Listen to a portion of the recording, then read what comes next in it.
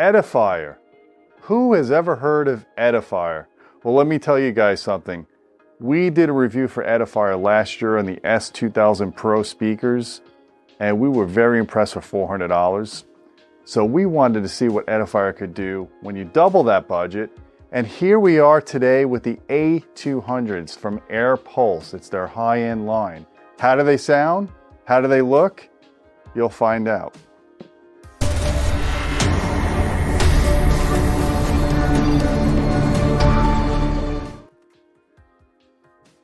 Hey folks, I'm Gene Delasala with Audioholics. Today we're going to do an unboxing video of the Edifier Airpulse A200 speakers, powered monitors. And I want to see what they offer, what this company offers for about double the price of what we reviewed last year, the A2000S Pro. So let us unbox these speakers so we could see what's inside. And I always like doing this kind of stuff. It allows you guys to live vicariously through us because you can't buy every product on the market. But we could get a lot of products in to evaluate, and you can determine whether or not these are the kind of products that you want to put in your room. Now, the interesting thing about this is if you look at their marketing literature, there's not a whole lot of difference in the specs with these speakers versus the A2000S Pro. They both have a similar 5¼ inch size aluminum mid-range driver, and they both have a waveguide horn-loaded ribbon tweeter. But the sturdiness in the driver and all the technology that they put into these Airpulse looks very impressive. It's very robust, and it's designed by a famous designer. And here's the interesting thing. It's designed by Phil Jones. Not to be confused with Andrew Jones, who everybody knows from ELAC and Pioneer and TAD. I tried to see if there was any relation. I got no answer when I reached out to Edifier. And I just don't think they're brothers. Maybe they're brothers from another mother. I don't know. But when I looked up this Phil Jones guy, he's got some pretty good sonic chops, some good credentials to him.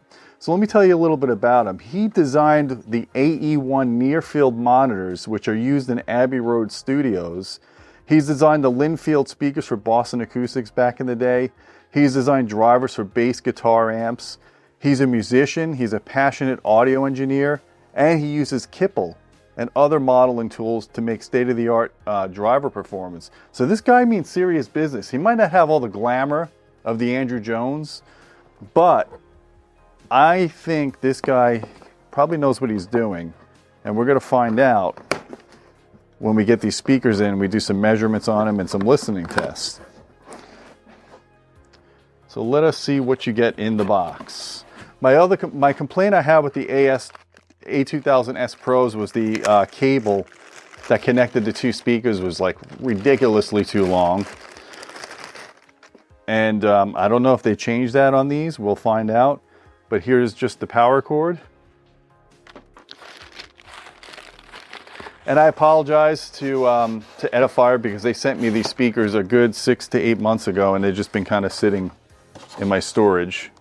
So it's time to get them out. I've been really excited about them. And the box volume of these speakers is definitely bigger than the A2000S Pros.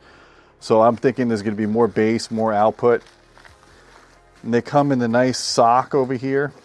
Oh, there's a little kit. Let's see what's in this accessories kit. All right, so we got a user manual. We've got an analog cable. Now these are Bluetooth speakers, so I guess if you have an analog source, just a standard OEM cable. Here we have that long connecting cable. As I was telling before, this one doesn't look as bad as the one for the A2000S Pros. This one might look like it's about 10 feet or so it's pretty reasonable. So this is a proprietary cable that goes between the two speakers so they interact with each other. There's no battery on this cable. There's no exotic nonsense. And another complaint I had about the A2000S Pro was it had a giant remote control that I said could be used as a weapon because it had really sharp points. Check this out. This is a really slick, small credit card size remote control. Very impressed with that. That's how the remote should have been on the A2000S Pros. And then you've got a little 3.5mm to RCA adapter, which will come in handy because I'm going to use these speakers on my Roland drum kit over there. And I could have used one of these back when I had the other speakers. And it also comes with a Toslink cable in case you're plugging in some digital source. So we got some good accessories here. That's a good sign. Let's move this over here.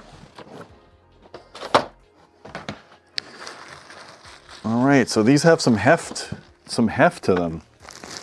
As you can see, it's wrapped in plastic and in a white sock. So I'm going to put this on the ground now. Don't throw it on the ground. Don't want to break it.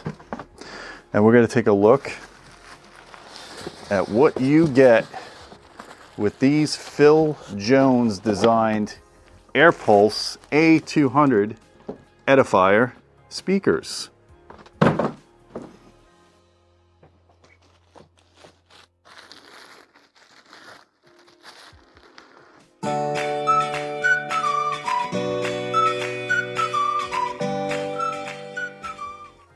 Man, they put some type of voodoo slip knot. This reminds me back in the day when anytime my dad would wrap something up, if we were packing and going somewhere, he would knot things up with rope so much that it would take sometimes hours to undo. And I feel like that's the case here. All right, camera girl, you come here and help me with this, and I'll try the other one. Let's see who could do this first. My patient, resourceful wife, or me with the ADD and the attention span of a flea.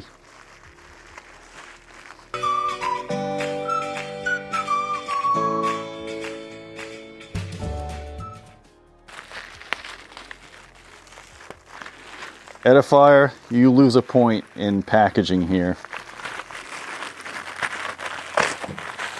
Yeah, I got it. If the old nurse's knife, we just got to into a point with plastic. You do this one. Oh my God, this is beautiful.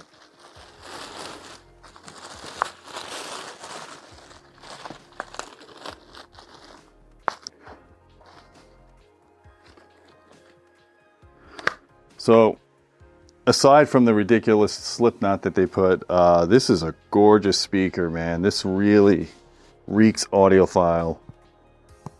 A nice aluminum cone. Now this isn't a fixed phase plug. This is just a fancy dust cap. But look at that tweeter. It's like an AMT horn-loaded tweeter. I bet you this thing's gonna sing. And it's just a beautiful finish on it. Nicely done. Look at the curved port. So they put a radiused port to reduce port noise. It's got volume controls, bass treble, all your inputs. These look really sexy, really sexy. I can't wait to give these a listen. They have little feet here, built in. Pretty hefty too. Pretty solid, very solid. So while you're taking a look at that, I just wanted to tell you guys a little bit more about these speakers. They are Bluetooth 4.0 aptX, which is pretty high end. That gives you near CD quality. Like I said, it has optical RCA, aux, Bluetooth. No subwoofer output, just like the AS2000 Pros. I don't see an actual dedicated subwoofer output on these. It has 10 watts going to the tweeters, and it's got 55 watts going to the woofers. These are active speakers. So all the DSP is done, all the crossover is done in the digital domain. There's no analog crossovers. Rated frequency response of 46 hertz to 20 kilohertz, but they don't tell you the range of that, so we'll try to find that out when we do measurements. And they weigh 42 pounds a pair, so they're about 21 pounds each, which is, I felt, they have a nice thick baffle on the front.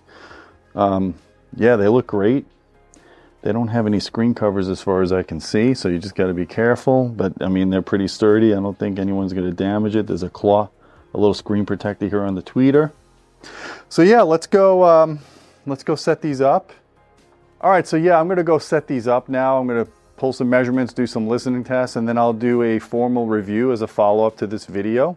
But in the meantime, check these out. They're the Edifier A200 Pulse Series active bookshelf speaker designed by Phil Jones. I hope you guys liked this video. Please thumb it up, please share it. Let me know if you have any Edifier speakers or if you're considering these. These are the kind of things I like as an alternative to a sound bar. If you're setting up a 2-channel system in a room and you have a TV, I think this does a really good job because you can get excellent sound for TV, but you also get audiophile sound for 2-channel, which you always can't get with a sound bar. So these are the kind of speakers I like to evaluate in those situations. So guys, also don't forget about our Patreon channel at patreon.com/audioholics. You get unique content there. You get access to content before it goes on the YouTube channel. Sometimes I put unique stuff like the PowerPoint presentations that I do with Matthew Pose for our live streams. They go there. Some extra test results go there. So there's just a lot of cool reasons to join our Patreon channel. Plus you support our channel, the YouTube channel, so we could create more great content like this. And until next time, my friends, keep listening.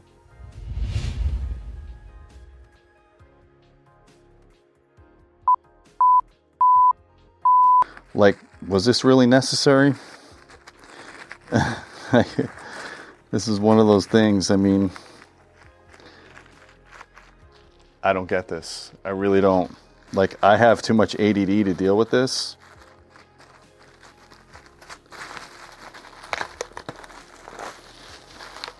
I literally can't get this off.